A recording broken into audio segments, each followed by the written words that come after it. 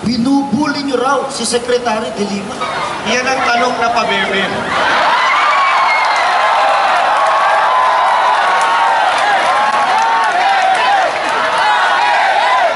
Porket ba ginagamit natin ngayon ang karapatan natin?